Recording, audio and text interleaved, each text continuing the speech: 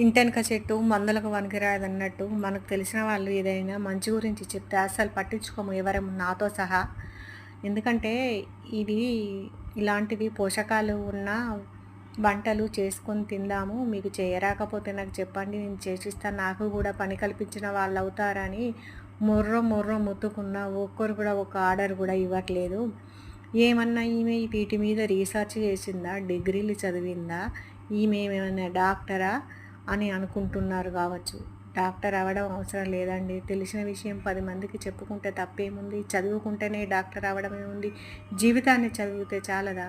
జీవితంలో మనకు ఏవేవి గుణపాఠాలు ఎట్టెట్లా అన్నది నేర్చుకోలేమా? ఇది కూడా అందులో ఒక భాగమే. నేను చిన్నప్పటి నుంచి తినచ్చు తినకపోవచ్చు, మనకు తెలిసిన వాళ్ళు ఎవరైనా చెప్తే దాన్ని పాటించి మనం తిని చూస్తే రిజల్ట్ వచ్చినాకనే కదా నేను మీకు చెప్పేది.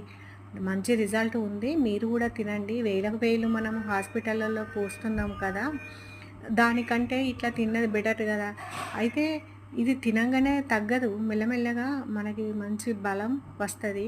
ఇప్పుడు ఒక చెట్టు చూడండి, చెట్టుకు యూరియా వేస్తాము, వేయంగానే గుబురుగా ఇగురొస్తుంది.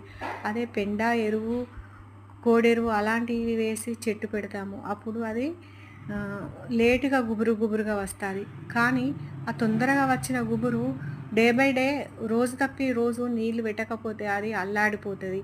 ఈ ఈ చెట్టు, ఇది పెండ ఎరువుతో వేసిన చెట్టు 10 రోజులు కానీ చెక్కు చెదరకుండా ఉంటుంది. ఇదేనండి ఎగ్జాంపుల్. ఇది మన వెనకటి నుంచి వస్తున్న ఫుడ్ కనుక ఇవి తినాలి తప్పకుండా. మనము పిజ్జాలు, బర్గర్లు, పేనీలు అనుకుంటా, నూడిల్స్ అనుకుంటా పిల్లలకు చేసి పెడదాము, సమోసాలు అనుకుంటా పెడుతున్నాము. అవి కావండి.